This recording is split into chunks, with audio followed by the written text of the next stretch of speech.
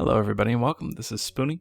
In this video I'm going to start a review series on some small developer titles, some of which I've really enjoyed and some that just weren't for me. For my first review I've chosen Timberborn, which is a city builder that recently released on early access on Steam, and it's an interesting take on the classic city builder genre.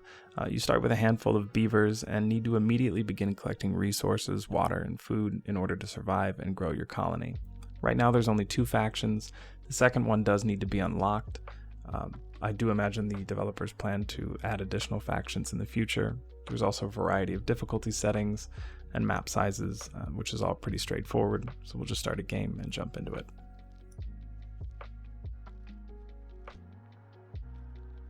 So the game is going to begin by asking you to name your colony. I'm just going to call this one Spoonie. Once you do that, you'll notice the beavers come out of the district center. You'll need to locate some water, trees, bushes, just take a quick look around before placing down some paths. Paths are pretty integral. They show where the beavers are able to go, and it will also extend the work range for beavers for buildings that are connected to the paths. If your buildings are not connected to paths, the beavers will not use them. And this is something I both love and hate. It's really nice that you can control the pathfinding of the beavers, where they're congregating and how they get to certain areas. But later in the game, it can become a little bit frustrating.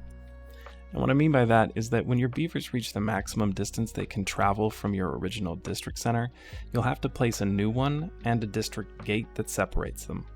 As you can see, as the path gets longer, the line that the beavers can travel gets darker and darker until it turns a dark red, and they can no longer travel any further.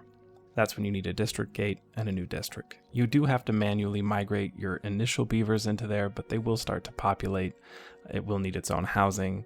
You can send resources back and forth through distribution posts and distribution centers. But for me personally, I find this to be a little bit tedious, and I'm not a huge fan of the unnecessary micromanagement. Where this game really shines for me is in the water management.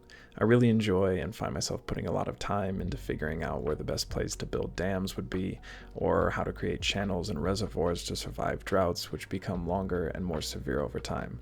The droughts are the primary challenge of the game, and in later stages, once you have secured access to metal and smelting, you'll be able to craft dynamite and research better ways to manage or alter the landscape, as well as the flow of water.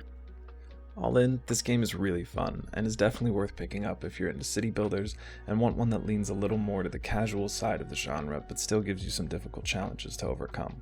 Currently, the game is roughly $20, and the developers are active in updating the game with new content, so it'll be fun to see how the game grows and evolves. If you're wondering how much time you'll spend on the game before you run out of content, based on the current Steam reviews around the time of this video, most people spend between 25 and 100 hours in the game in its current state.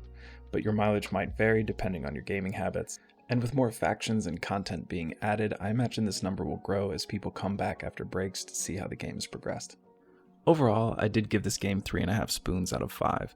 Definitely worth playing, and I think anyone who enjoys a city builder will enjoy this game. I did take off half a spoon for my own personal dislike of the district system, but some people might really enjoy this kind of separation for creating specialized districts for various resources. If you enjoyed this video and would like to see more reviews, hit that like and subscribe button. Or if there's a specific game you'd like to see reviewed, please let me know in the comments and I'll do my best to get to it.